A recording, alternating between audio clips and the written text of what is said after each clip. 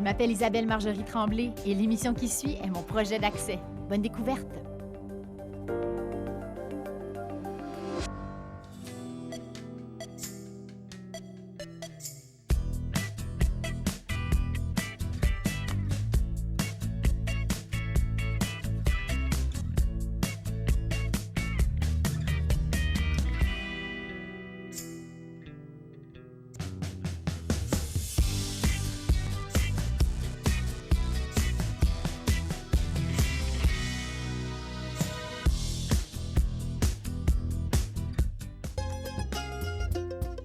Le quart de la communauté russophone de Montréal vit dans le quartier Côte-des-Neiges. Ils viennent de Moscou et de Saint-Pétersbourg ou des anciennes républiques soviétiques comme le Kazakhstan ou l'Ouzbékistan. On appelle ce quartier la Petite Russie. C'est aussi le nom que porte ce magasin, une petite perle pour ceux qui s'intéressent à cette culture. Bonjour Isabelle. Bonjour! Matryoshka que tu regardes. Les matryoshkas. Oui. Vous êtes Elena? Oui. Enchantée. Elena, enchantée. Bonjour. Oui, ça va bien? Oui, très bien, merci. Oui. Comment on dit bonjour en russe? Oh, здравствуйте. Oh, здравствуйте. Et ou plus court et plus familier, peut-être entre amis, on peut dire привет. Привет. OK, d'accord, привет. Привет. Elena, vous allez m'accompagner ou tu vas m'accompagner? Est-ce qu'on peut tutoyer? Bien sûr. Oui, OK. Vous faites ça chez les Russes? Êtes-vous familier non. comme ça?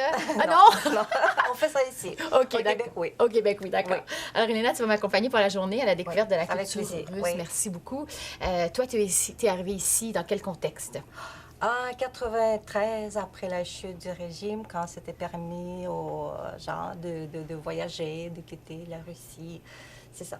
Donc, à la fin du régime communiste. Oui, Exactement. on a fait la demande à 89, 90 et on est arrivé à Montréal en 93. Donc, un moment d'ouverture, on sort, on respire, libération complète. Oui, c'est ça. Et ici, on est à la Petite Russie, qui est vraiment une institution, un magasin phare qui représente la culture russe de façon très évidente, manifestement. Oui. Qu'est-ce que ça te fait d'être ici? Ah, beaucoup de belles choses, beaucoup de choses qui rappellent mon enfance aussi. C'est comme touchant. Puis un jouet que je vais acheter pour mon petit-fils, Vanka Stanka, ça s'appelle. Puis un livre que je vais te montrer tout à l'heure aussi, que j'ai lu quand j'étais à l'école primaire. C'est vrai? Oui. Donc, oui, tu as ça, retrouvé je ça ici? à l'école primaire aussi. C'est vrai, là, tu portais ça à l'école primaire. C'est beau, en tout cas. Il y a aussi de nouvelles choses, de très belles choses, mais il y a aussi ce qui me rappelle aussi lointaine enfance. Belle enfance. Belle enfance, oui. Oui.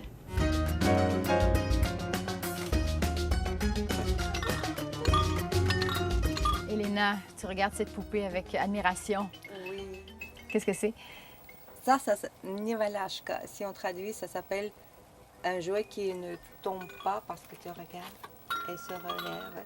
Ça, j'avais quand j'étais enfant. C'est vrai? Ben, tous les Russes avaient ça dans la maison. Tout. C'est Moi, vrai? je vais acheter ça absolument. Et encore, il y avait comme ça, mais comme un garçon, ça s'appelle Vanka Stanka. Vanka Stanka. Oui, c'est ah ça. oui, c'est beau, hein? Donc, plein de souvenirs ici, c'est magnifique. Oui. Bonjour, est-ce que je peux vous aider? Oui, bonjour. Est-ce qu'on pourrait faire une petite visite? Oui, bien sûr, avec plaisir. OK. Alors... Elena, je te laisse dans ta petite bulle. Alors, comme vous avez déjà commencé à voir, il y a déjà beaucoup de jouets ici de Russes, des films, des animations. Oui.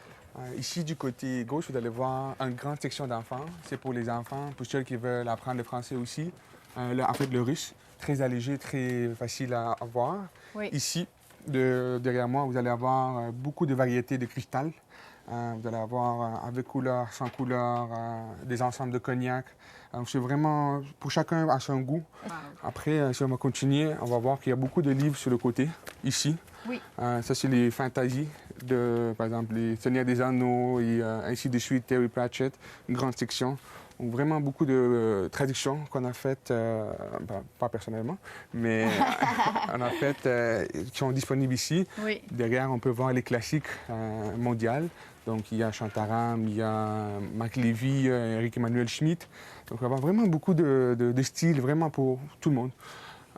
Ainsi, derrière ici, une très belle section des classiques russes, de la littérature. Ici, pour ceux qui sont intéressés de la Russie. Donc, en russe, en français, en anglais, sur la Moscou, en grec même. Donc, on a vraiment beaucoup dans toutes les langues. Donc, un livre grec sur Moscou. Sur Moscou, voilà, Les Grecs exactement. d'ici qui s'intéressent à Moscou.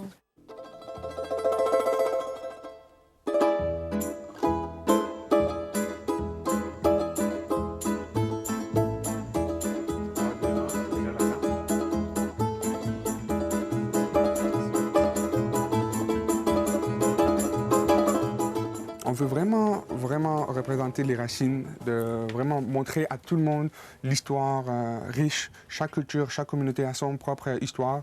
Et nous, on le fait ici pour montrer à tout le monde. Pour nos futures générations russes qui vont être ici, Oui. pour ceux qui s'intéressent. Donc, c'est vraiment pour une bonne intégration. D'accord.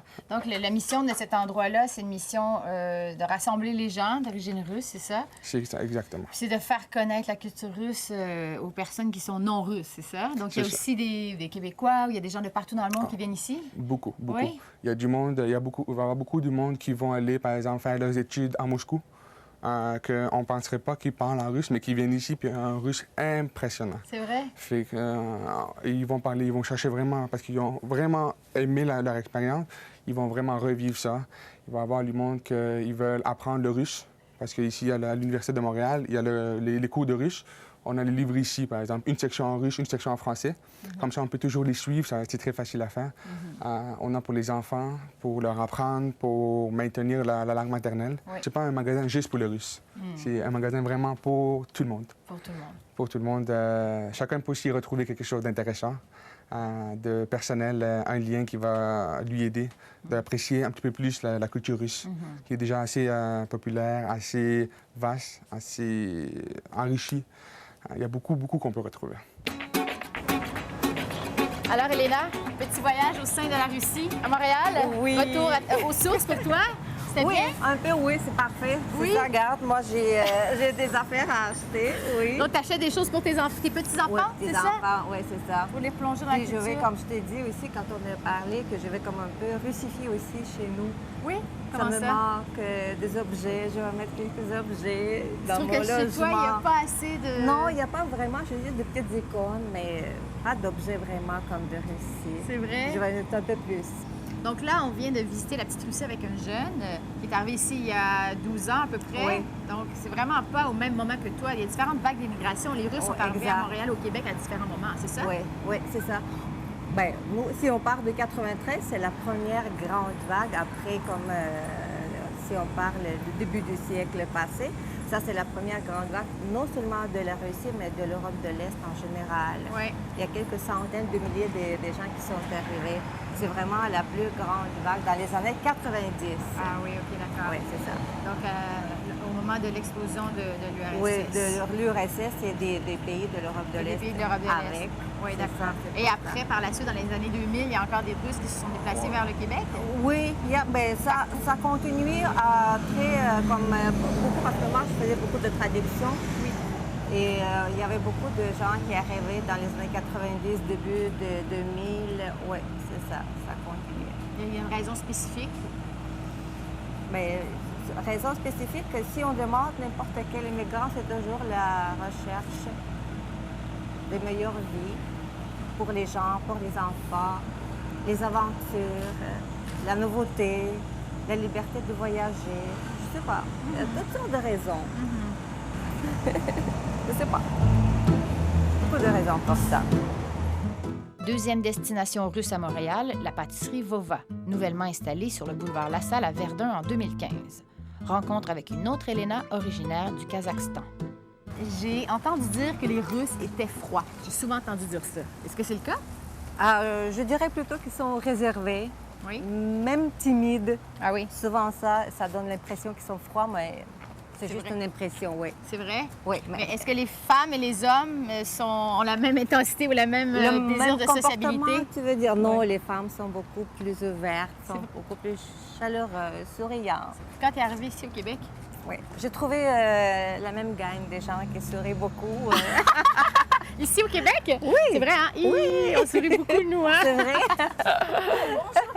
Bonjour! Bonjour. Très bien, merci! Passez goûter notre belle blinis à la russe. Des blinis à la À russe. la russe avec le goût de la Russie. Wow. On va vous servir tout de suite. Super! C'est avec le chaleur russe. On est à la pâtisserie Vova. Alors, les blinis, t'aimes ça? Oui. Oui? Juste l'odeur, ça sent tellement bon. Oui. Boulangerie russe avec cuisine russe, toujours bienvenue. Oui, OK, d'accord, merci. OK. On va vous servir aujourd'hui avec miel. Voilà. Oh là là, OK. On va servir aujourd'hui avec le caviar. Caviar.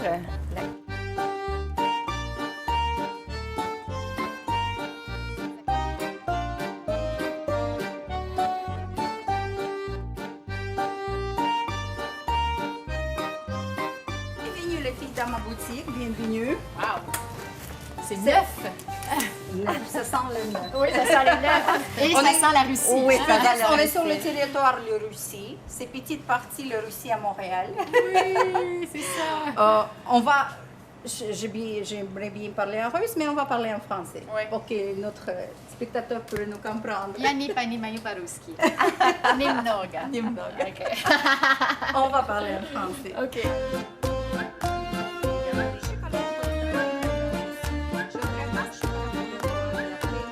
Maintenant, j'aimerais vous bien montrer notre pain russe. Ce qu'on appelle le pain noir. C'est du pain noir, mais on ne fait pas colorer notre pain. C'est noir. C'est noir, mais pas blanc, je ne peux pas dire, mais pas noir. Si c'est noir, c'est vraiment, il y a des colorants dans le pain. D'accord. Je vous présente le pain Borodinsky qui est connu en Russie. C'est pain de mélasse et coriandre. Il porte ce nom-là parce que c'était créé pendant la guerre Napoléon et Russie. C'était bien froid. Il fallait nourrir le soldat avec quelque chose de sucré pour qu'il ne se gèle pas. Ils ont ajouté le mélasse dans le pain. Pour que le pain sorte de moule, ils ont ajouté le coriandre. C'est vrai. Et c'est devenu pain historique. Je peux Oui, le prendre, bien vous permettez? sûr. Si, OK, attendez, c'est du macaroni russe. poisson comme ça. Oh! Champignons sauvages marinés, c'est ça? Ouais, sauvage. Oui, c'est ça qui est écrit, j'ai compris.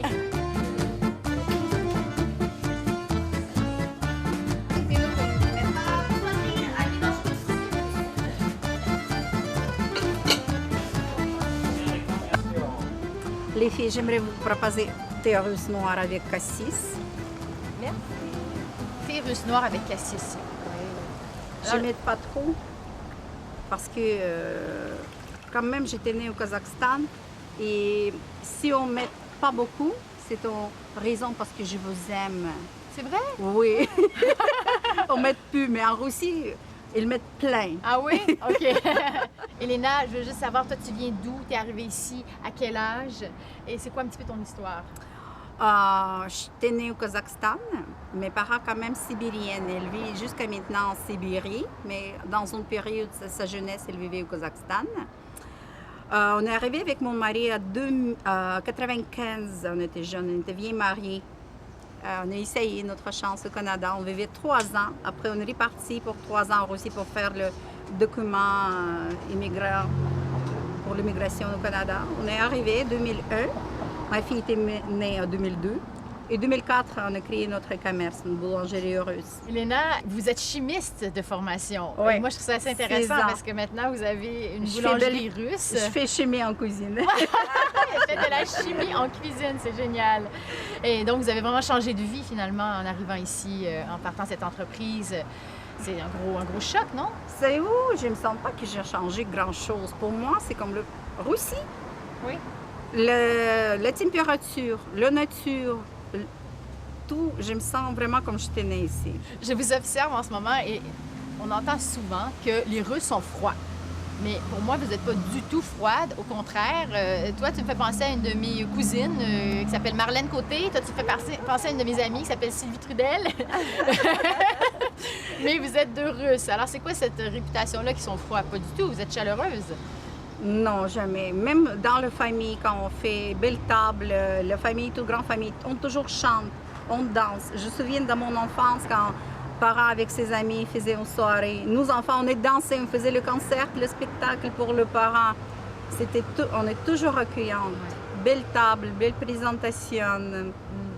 Est-ce que tous les Russes sont comme ça? Mais les Russes, peut-être, envers les étrangers, souvent, sont, comme j'ai dit tout à l'heure, elles sont plus timides et réservées. C'est ça, ça donne l'impression qu'ils sont froids et distants. Mais non. Si on les connaît mieux, comme Elena parlait tout à l'heure, elle aime chanter, elle aime parler, elle aime jaser, elle aime des rassemblements, tout ça. Mais c'est au premier abord, quand tu rencontres, oui, les Russes sont comme Oui. Mais je ne sais pas d'où ça vient, c'est comme petite méfiance, réservée et timide, grand timide, oui. Moi, je dirais ça. Les hommes, pas les femmes. Elle me parle d'une immigration assez facile et je pense que pour toi, tu me dis qu'immigrer, c'est quelque chose de difficile aussi. On a eu différents âges. Oui, voilà. Moi, j'étais plus jeune. On a eu 23 ans, 22 ans? Ouais. C'est pas la même chose quand vous arrivez à 40 ans. Vous avez déjà les enfants. Moi, on est venu sans enfants. Oui, c'est ça. On a battu notre vie au Canada. Et quand vous arrivez après 40 ans, déjà, la plupart de vie passée en Russie. Ça, c'est vraiment... Ouais. C'est toujours 40 ans, c'est une frontière pour tout le monde. Ouais. Et quand vous changez le pays, vous changez les frontières du pays.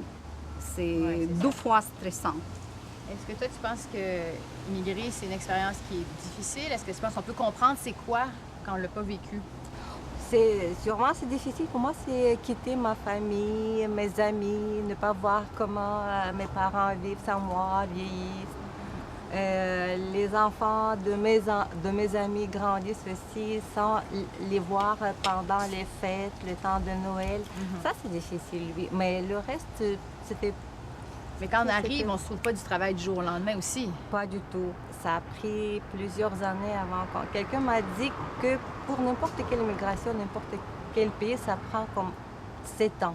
7 ans? Oui, pour vraiment s'intégrer, avoir un travail, avoir quelque chose de stable dans la vie. C'est ça. Pour vraiment, comme j'ai dit, c'est long, mais moi, ça m'a pris à peu près ça, 5-6 ans, oui. D'accord.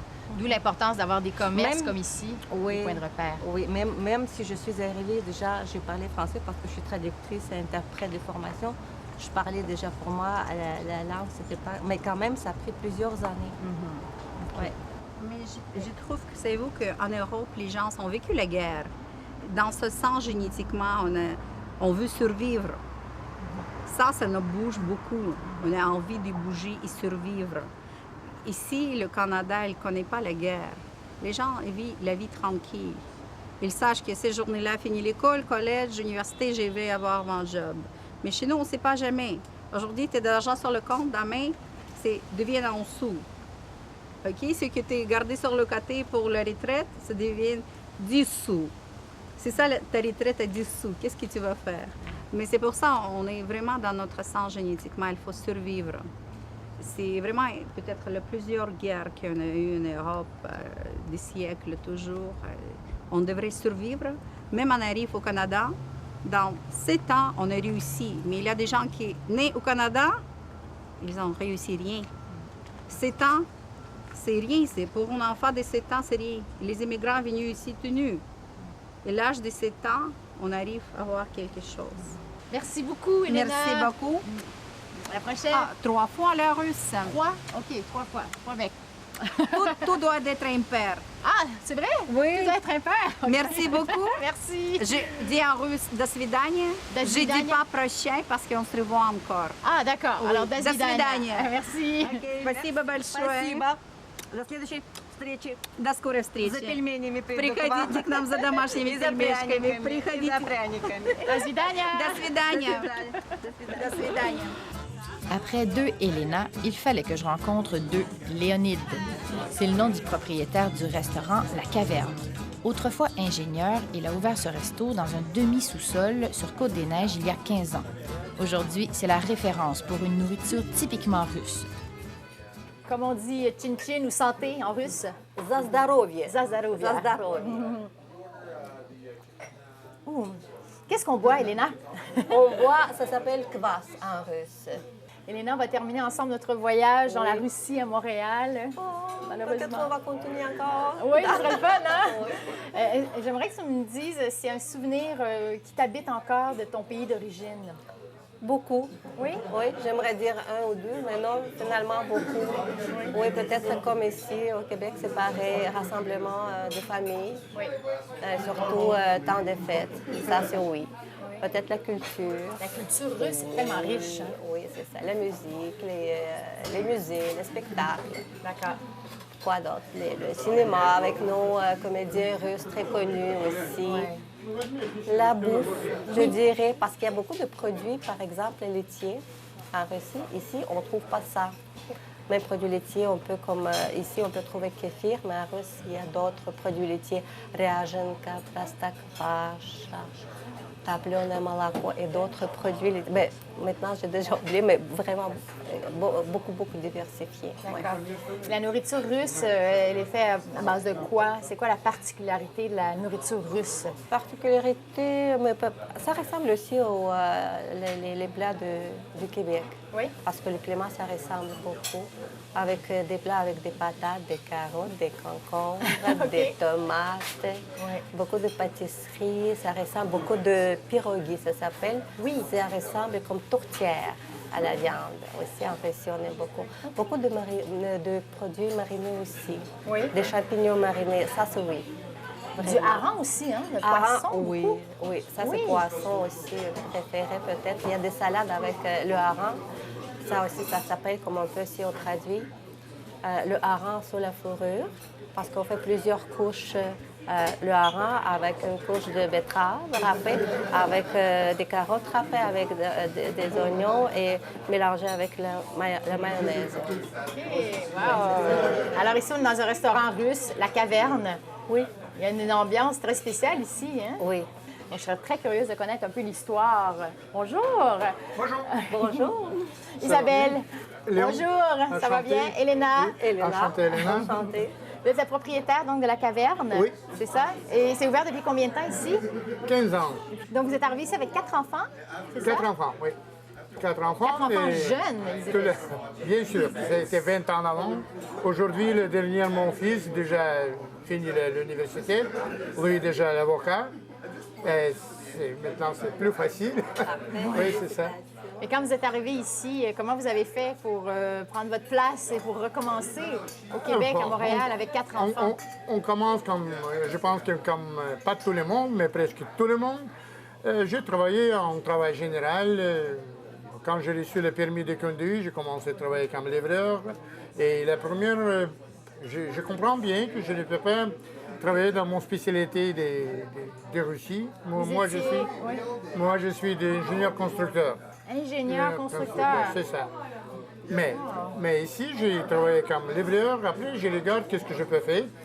Et c'est une pizzeria où j'ai travaillé. Et le mien offrit, ça fait pizzeria et ajouter la cuisine russe. Fait pizza, hot dog, hamburger, sous-marine, ajouter la cuisine russe. C'était à Pigneuf. Et la première pizzeria s'appelle Auto Pizza. Après ça, c'était un an. Après ça, on un petit peu agrandi, un petit peu développé et pris cet restaurant. D'accord. C'était 15 ans avant. Donc, vous êtes arrivé ici avec 4 enfants, avec votre épouse, et vous avez recommencé votre vie à zéro complètement. Bien sûr. Sans parler parce que, français? bien sûr, non. Juste quelques phrases en anglais, c'est tout. C'est How are you? Where do you live? What is your name? That's it. Fini.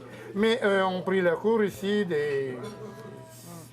Pris le cours et le premier mot, c'est bonjour, merci, c'est déjà comme bien français, oui. Mais après ça, on ne peut pas étudier beaucoup. C'est parce que Fallait travailler beaucoup, c'est parce que 4 enfants, et tous les enfants ont pris l'université, le cégep, quelque chose. Maintenant, Vous avez travaillé fort, hein? Maintenant, tous les enfants déjà travaillent pour eux-mêmes. Tous les enfants d'avoir son famille. Quelqu'un travaille à Revenu, quelqu'un à la shipping company, etc., etc. Vous êtes fiers de vos enfants et du chemin et de vous aussi? Mais oui. Vous avez commencé à zéro, j'imagine, hein? Mais maintenant, c'est... OK, il y a un proverbe aussi, OK? Les petits enfants, petits problèmes. Les grands enfants, grand problème. Oh non! Ça veut dire, oui, c'est quand 20 ans avant était un problème. Maintenant, c'est les autres problèmes. Oui. Ça, c'est normal, c'est la vie. C'est la OK. vie.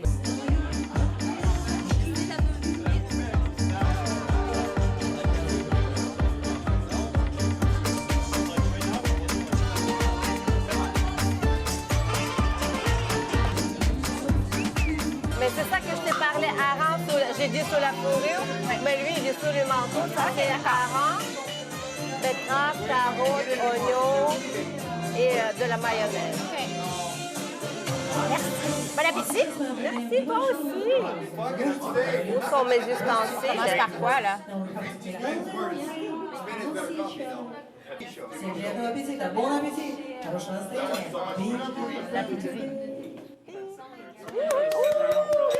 Merci beaucoup.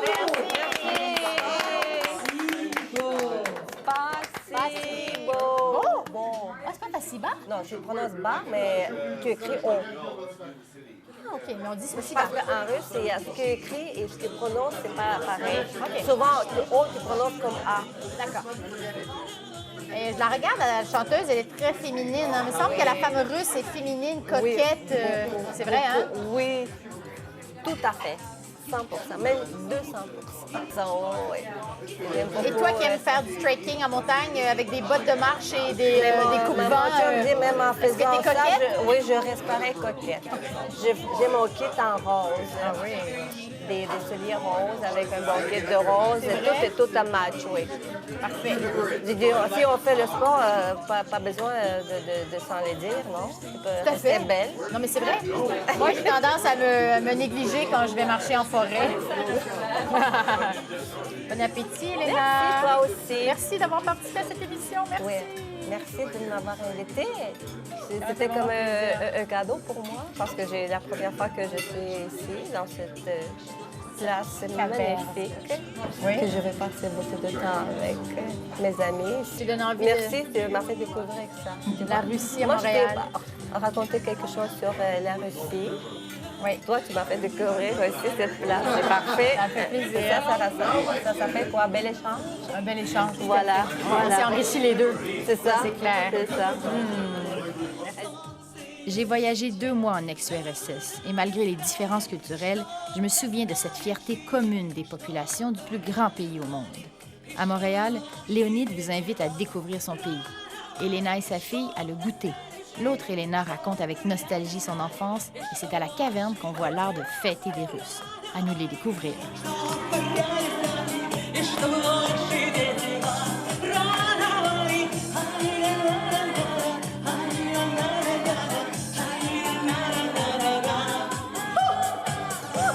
Bravo. Oh! Bravo, bravo! Merci beaucoup. Спасибо, спасибо, спасибо.